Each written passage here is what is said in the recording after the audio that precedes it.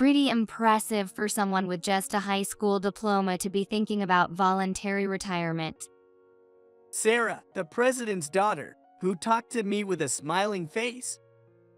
I smiled back at her just as broadly.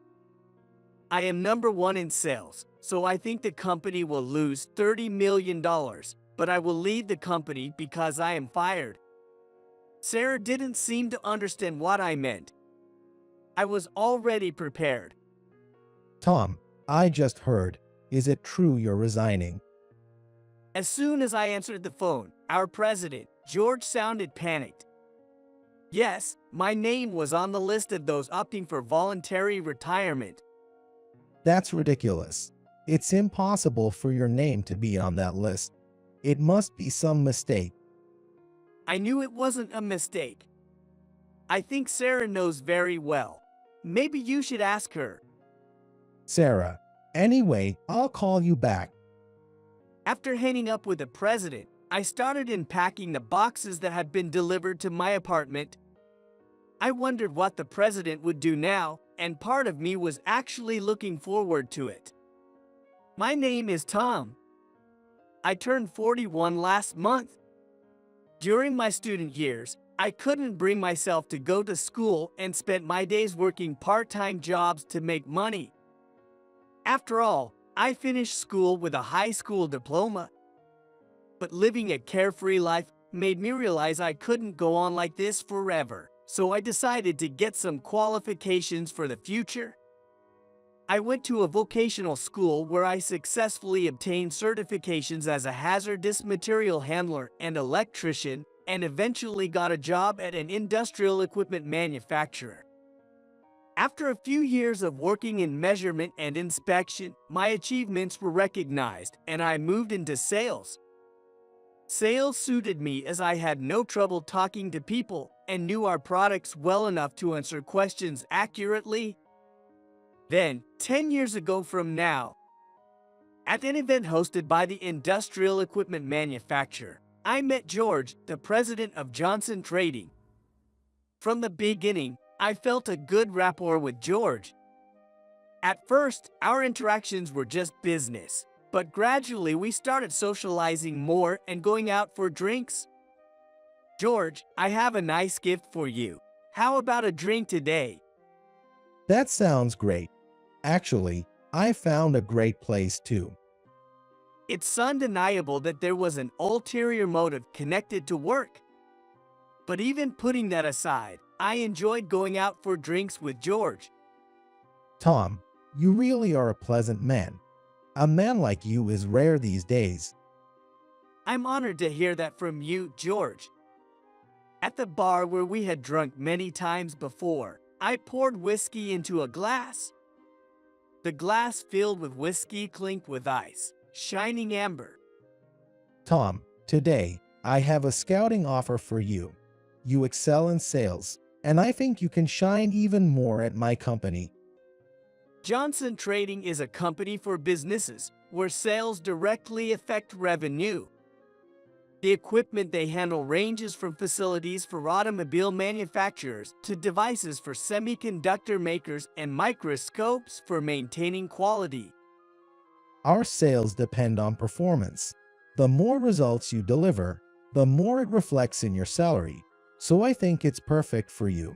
How about it? Want to take on a new challenge in life? I was excited by George's proposal. Of course, I was satisfied with my current company, but I was also 31. If I was going to switch jobs, now was the chance. And the prospect of salary changes based on sales results was attractive. After a night of thought, I contacted George and transferred to Johnson Trading. At Johnson Trading, I continued to achieve one success after another. My experience working at the industrial equipment manufacturer made explaining inspection devices a breeze. Getting along well with corporate representatives, I was able to proactively suggest necessary items, and eventually, I gained their trust. If you ask Tom, there's nothing he can't find. Thankfully, I was regarded so at various companies, and I was soon handling contracts worth millions annually. Before I knew it, I had achieved the top sales performance. Then one day, Sarah, the president, George's daughter, joined the company. Tom, I'd like you to meet my daughter. Hi, I'm Sarah. Nice to meet you. Sarah had just graduated from a university in this city. She was brimming with youth and had a dazzling smile. Nice to meet you, too. I'm Tom. I look forward to working with you. Tom here is our top sales representative.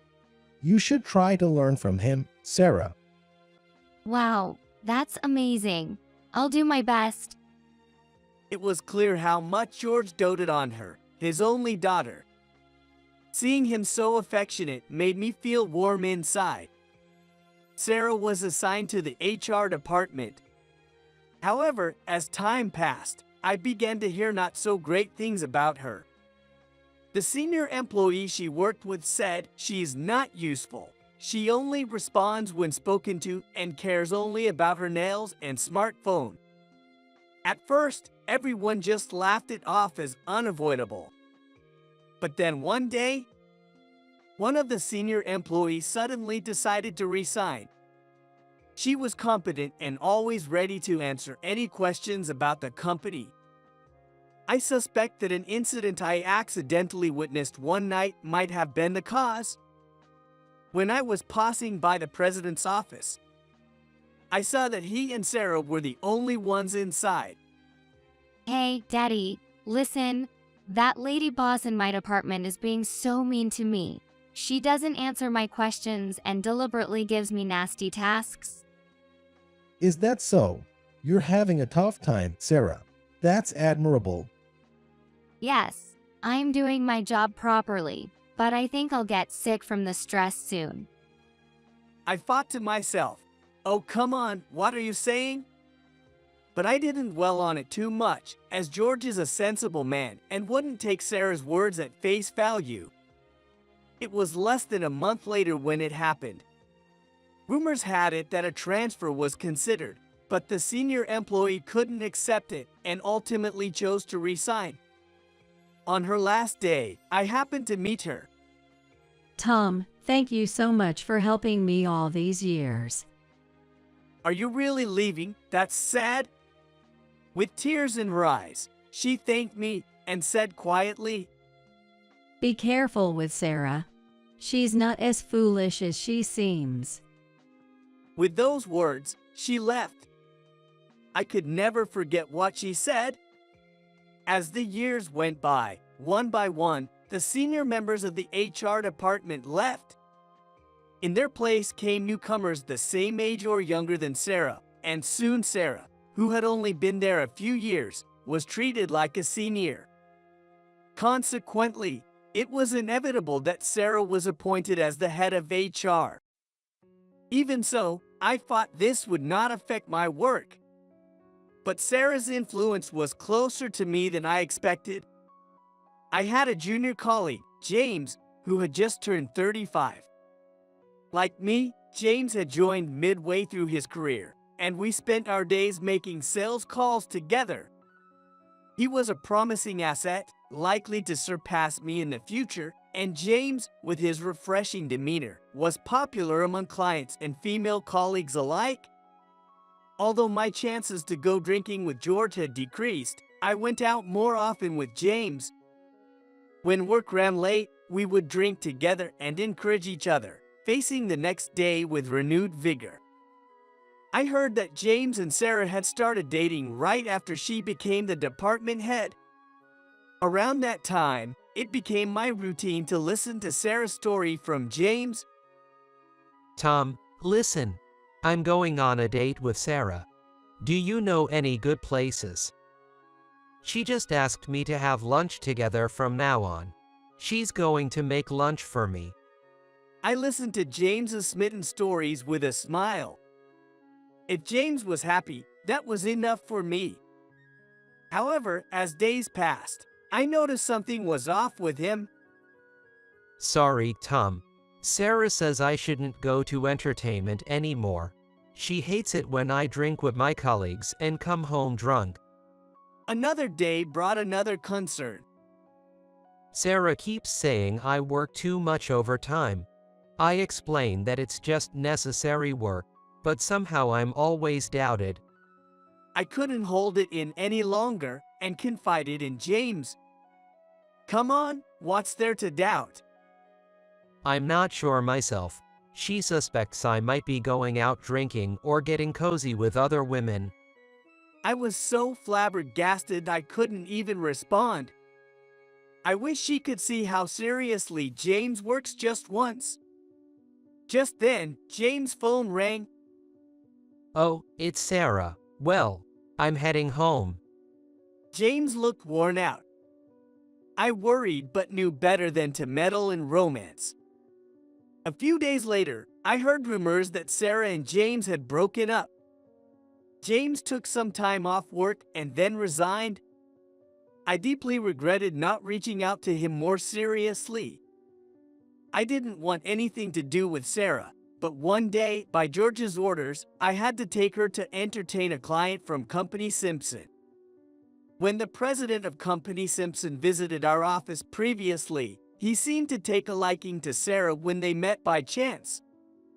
I will be with you today. Sure, I'll handle the business talk. Thank you. I appreciate it. She was always lively and polite, but I couldn't shake the feeling that Sarah might mess something up. We entered the restaurant to entertain the president of Company Simpson. Thank you for taking time out of your busy schedule to meet with us today. Good evening. This place is actually my recommendation. I was surprised by her casual approach, but the president of Company Simpson didn't seem to mind. I decided to just observe and not interfere. Let me pour you some wine. Sarah filled the president's glass and we toasted. The meal was served and the conversation gradually livened up. The president seemed pleased every time Sarah praised him excessively. Maybe Sarah was cut out for sales after all, I thought, as I started my usual sales pitch. Tom, where did you go to school? I've been waiting for this, I think, with a sly grin. I actually graduated from high school during my studies. Being asked about my educational background was my cue, and I had a staple story ready that usually piqued interest. Initially, people might feel uneasy, but once we got to the actual business talk, their anxiety seemed to dissolve, and they were often impressed by how hard I'd worked from just a high school education. However, this time, Sarah interfered. Wow, you graduated high school. There are still people like that around today? Well, after that, I went to a vocational school for my certifications. What about you, President? Where did you graduate from? Sarah directed the conversation to the president of Company Simpson, who seemed pleased. I graduated from New York University. Wow, that's impressive. The conversation then continued between just Sarah and the president. I tried to steer it back to business, but any interruption from me was sure to be frowned upon. After the meal, we saw the president off. Sarah, can I talk to you for a moment? Because of you dominating the conversation today, I couldn't get to any of my business points. Think a little, will you? When it came to work, I couldn't compromise. Sarah looked dissatisfied with my remarks. The conversation with him was going great, wasn't it? Tom, are you really the top salesman? And I just remembered, I can't believe you're just a high school grad. Sarah laughed at me in a way that felt mocking. I felt anger rising, but I reminded myself that she was much younger than me.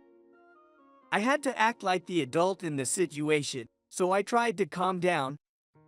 I'm not ashamed of being a high school graduate, and I actually contribute to the company. Today's meeting was not just about hospitality, but also about connecting it to business. Didn't I say I would handle the business doc? Sarah played with her hair the entire time I was speaking. Got it. Are we done? The old man's lecture is boring, you know? I was speechless with astonishment. Sarah quickly left and went home.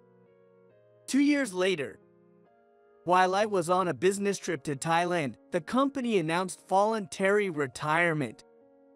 Sarah contacted me to say I was a prime candidate for retirement. Without waiting to return to the US, I applied immediately, and my application was accepted. I was to retire in a week. The president, George, was also abroad on business, so it seemed Sarah handled my retirement paperwork. When I returned from the trip, Sarah came to me with a complete set of retirement paperwork. Pretty impressive for someone with just a high school diploma to be thinking about voluntary retirement. Sarah said to me with a grin. I responded with a broad smile. I am #1 in sales, so I think the company will lose $30 million, but I will leave the company because I am fired. Sarah seemed not to understand what I meant. My preparations were already in place. I retired and went straight to Thailand. In fact, over the past 2 years, I had been to Thailand several times for work and coincidentally met my former junior, James, at an expat apartment. James, tanned and healthy, had regained his bright smile. We had dinner at a Thai street food stall, and I had the chance to hear his story. After that, I really couldn't feel like going back to work. Did you hear? I broke up with Sarah. Yeah, but I didn't expect you to quit your job. Sorry I didn't say goodbye. I haven't had much experience with women. I got so lost. Even when I did exactly what Sarah said, I only got complaints. While talking, James seemed to get more dejected, so I hurriedly spoke to him. Don't worry about it. The important thing is that you're doing well now. You look completely different from back then. James brightened up with a smile. Thank you. A senior from my college picked me up, and now we're working together here. Seeing James smile almost made me cry. We ate dinner, drank, and celebrated our reunion. That night, when I reached the airport, James picked me up and drove me to the apartment where I would start my new life. As I was about to enter the apartment, I received a call from George, the president back in US. Good evening. It's been a while. Tom, I just heard. Did you really resign? Is that true? As soon as I answered the phone, George sounded panicked. Yes, my name was on the list of those opting for voluntary retirement. That's ridiculous. It's impossible for your name to be on that list. It must be some mistake. I knew it wasn't a mistake. Sarah knows very well about it. Maybe you should ask her. Sarah, anyway, I'll call you back. After hanging up with George, I unpacked the luggage that had been delivered to my apartment. I wondered what he would do next, and a part of me was actually looking forward to it. The next day, George called me again. Hello, Tom. I spoke to Sarah, but she said she didn't understand well. It was indeed just your voluntary retirement. I saw the paperwork myself, and there was no mistake. Indeed, there was no mistake about the voluntary retirement. And as expected, Sarah probably didn't say much. Tom, was there anything unsatisfactory? If there's anything I can solve, please tell me. George's words stirred something within me, but I knew it was too late to change anything. I had made up my mind. I did have complaints. When you recruited me to your company, you said that hard work would be rewarded, right? That the results would reflect in compensation? Yes, of course, that hasn't changed. But it has changed. No matter how many contracts I secured, the profits were just used up as company expenses, and my sales figures were almost non-existent. My sales performance has been reported as poor these past few years, hasn't it? This was the truth. I had thought your performance was dropping. I assumed you were just going through a rough patch. But expenses, you say? You might not be aware, George. In fact, Sarah spent most of the company's expenses. I revealed, which clearly confused him. I found it odd too and started investigating. This is just my guess, but you remember the hospitality we did for president of company Simpson? Around that time, Sarah's own entertainment expenses started to increase. Oh, yes. But that was for work, wasn't it? I understand that taking clients out to meals is part of the job. However, for someone not in sales, her frequency of outings was too high. George fell silent. I understand if you can't believe what I'm saying, but please, check it yourself. With that, I ended the call and the day was over. As I collapsed into bed, my heart was racing. What will Sarah do now? I rolled over and looked up at the brand new ceiling. It's really too late now. I took a deep breath and resumed in packing. 3 days later, George contacted me again. This time, it wasn't over the phone, but online, so I opened my laptop and waited. Good evening, Tom. Thanks for today. About our previous conversation, actually, I've called Sarah here. She says she has something she wants to discuss. Could you listen to her? Even though it was just on screen, it was the first time I had seen him in a long while, and he seemed tired. And I was curious about what Sarah wanted to talk about. Yes, that's fine. Sarah appeared on the screen. Hi, good evening. Good evening. For some reason, Sarah fell silent, but I waited patiently for her to speak. Suddenly, Sarah started shouting. Tom, you spread lies to my dad last time, saying I was entertaining too much and wasting expenses. Why would you say such awful things? I can't believe this. Sarah began talking all at once and eventually broke down crying over her desk. I quietly turned down the volume on my computer as she spoke. But I hadn't expected her to suddenly start accusing me. Sarah, I'm sorry you're hurt. Tom, after our last conversation, I also asked Sarah, and then she said what you just heard. I was dumbfounded. George seemed completely convinced by Sarah, though I wished he'd separate personal feelings from business matters. Sarah, do you remember how many times you went abroad in this year before I left? Sarah suddenly looked up, seemingly faking her tears. About 3 times, right? As far as I can remember, you've been there 10 times. Sarah looked at me suspiciously. Why do you know so much? Were you targeting me or something? Though I was frustrated, I kept my cool. You bragged about buying that outfit overseas, right? Every time you went, you'd come back with bags, shoes, and clothes. You always talked about it proudly, so everyone knew, not just me. I heard you were taking time off, but is that true? I did take time off, but no, it was for inspections. Her statements were all over the place. If it was a business inspection, did you produce any plans or reports afterward? It wasn't just a fun trip, right? I haven't heard anything from the sales department. Sarah fell silent. The clothes and bags were expenses, right? George, please make sure to discuss this with the accountant. Oh, I see. I'll do that. Sarah's face turned red with anger. And about those fancy restaurants you use for entertainment. Entertainment is fine, but did any contracts result from those? Tom also went to those, didn't he? That's true, but I only use such places when absolutely necessary. depending on the client's preference. Sometimes a cafe or a diner is more appropriate. It seems Sarah was not interested in listening to what I had to say. Why are you only blaming me? Dad, you believe in me, right?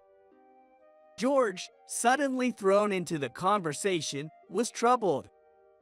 But, Sarah, what Tom is saying is true. He doesn't always go to the same place. He's very good at socializing and really listens to what people have to say, which is why he secures contracts.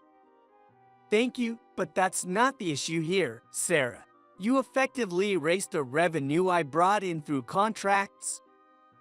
Sarah, who had been loudly protesting, suddenly fell silent. What are you talking about? That's impossible. Her tone changed drastically, and she glared at me. I thought you would say that. I shared my screen and showed them the file I had created.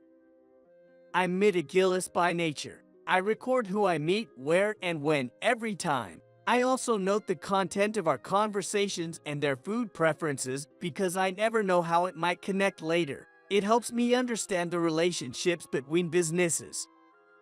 This document, a result of continuous effort from my previous job, could very well be called my asset. It helped me gain trust and build rapport with my clients. I've recorded every contract in detail, including what the next steps were. Based on my feel from my time in sales, falling below last year's figures was impossible. Tom, can you send me that? Yes, I have prepared the last year's data. I'll paste it in the chat. I attached the PDF to the chat and sent it. The document contained only the contract details, dates, and amounts, leaving out the finer personal details.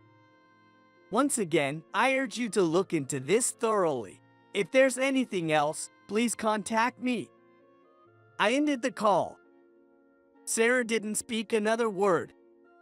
I suspect they might contact me again, but until then, I'll do what I can. A week later, George wanted to talk again. I had told James about the whole situation, and he said, please let me join. So, he secretly sat in on the call. The call, like last time, was conducted online. George and Sarah were already on the screen. Good evening, Tom. Sorry to bother you every time, but thank you for today. First off, after reviewing the documents you sent, what you said was correct. I was relieved to hear George acknowledge this directly. I'm truly sorry. Look, Sarah, you apologize properly too.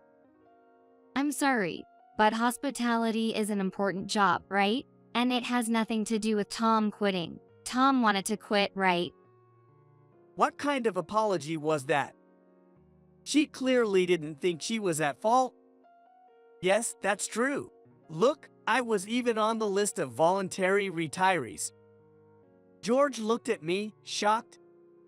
Had he not known about this discussion either? George, I'll also attach this in the chat. Well, I would have retired anyway. He scrutinized the screen like he was devouring the information. It seemed he had reached his limit. You foolish girl. You've been doing this all along. No, Dad said it. The company started recruiting for voluntary retirements because things were getting tough. And taking a high school grad to entertainments would have made our clients doubt our credibility. Have you never listened to Tom's story? Do you know how hard he worked to get here? And how many years he has been working and achieving results after graduating? A heated argument between father and daughter began in the background. James couldn't help but burst into laughter at the scene. Who's that? Hi, long time no see, George and Sarah. Sarah noticed James and seemed startled. James. Well, it's good to see you're well. Are you with Tom right now? Yes, I never thought I'd hear from Sarah's own mouth how important entertainment is. I recalled how Sarah used to insist that James shouldn't entertain when they were dating. James, Can you tell me more about it? What I heard directly from Sarah was that the people who do entertainments aren't good people. She said they misunderstand that using money to have fun is their job. Well, that's something I couldn't help but blurt out. That's your misunderstanding. I kept detailed records like Tom taught me. Thanks to your objections, my records show a sharp decrease in entertainment activities. Stop making things up. Sarah burst into tears and buried her face in the desk. James and I were just stating facts. Both of you, I'm truly sorry. I know it sounds self-serving, but would you consider coming back? George begged us, but I'm not going back to that company. Prepare $1 million, no, $5 million. I have no intention of coming back, but if Sarah can arrange for $5 million, I will properly hand over my duties. George looked at me, dumbfounded. What are you talking about? Why should we pay $5 million just for a handover?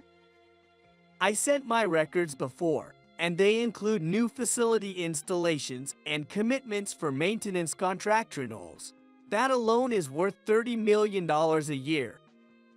George and Sarah seemed taken aback. I've built these relationships over many years. I could only make those proposals because of that. The intricate details and future needs are something only I would know. I looked at Sarah. The expensive trips abroad you took, the luxurious meals at fancy restaurants that didn't lead to contracts, all of my $30 million was nearly wiped out by Sarah's personal expenses. The only reason we haven't lost money so far is because of my sales. George, isn't the company operating at a loss now?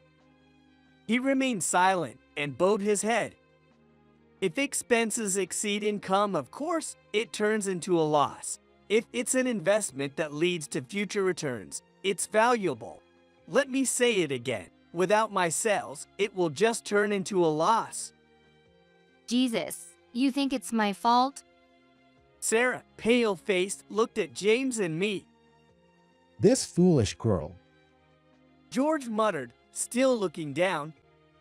Dad, I'm sorry, but we can manage without paying, right? That's impossible. In fact, today the client said they wouldn't sign unless it was with Tom. That's not all. Our new contact person has been reprimanded for not being able to communicate effectively. That's why we really needed Tom back. Sarah, can you handle this? Sarah turned pale under George's scolding. I'm sorry, but I will not return to Johnson Trading. I am currently working in Thailand with James. If this needs to be handled formally as a business matter, I am available at any time. Please think it over. Understood. I'll consider it. Our call ended. Wow, that was quite a drama. James sighed after the call. We really did work hard back then, didn't we? It's easy to miss what's happening right under your nose. We laughed heartily from the depths of our bellies and spent the night drinking. The $5 million deal I proposed was later formally agreed upon. Considering the $30 million loss, paying it would be no loss at all. George made that decision. That amount was promptly paid to a consulting firm in Thailand, turning into my earnings.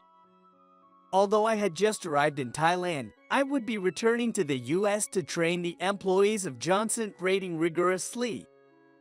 Of course, I intended to ensure that their investment was more than worthwhile. Sarah is no longer at the company. I've indulged her too much because she was my only daughter.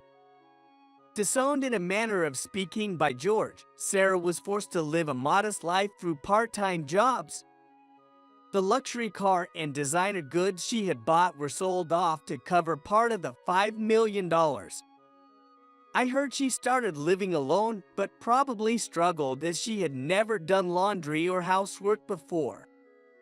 She targeted a wealthy marriage, immersing herself in matchmaking parties, Perhaps because she was flattered for the first time in a while, she felt like a queen until she fell for a bad man. She contributed her money to him, and after a while he abandoned her. A year later, I finished the handover tasks at Johnson Rating and returned to Thailand. James picked me up at the airport and we headed to my apartment. Great job. So, the handover went smoothly. Yo, I did what I could. George showed me the performance figures and it looks like they'll manage somehow. Well, just eliminating Sarah's wasteful spending was a big benefit for the company. James laughed out loud. I also pitched to clients in Thailand with factories and branches here. That's great. I was wondering why inquiries had increased. Oh, they were already coming in. Looks like some good connections will be made. I sighed with relief and settled back into my seat. The car sped along under the blazing sun. The lively pop music James played suited Thailand perfectly. I laughed from the bottom of my heart. The future looks as bright as the shining sun.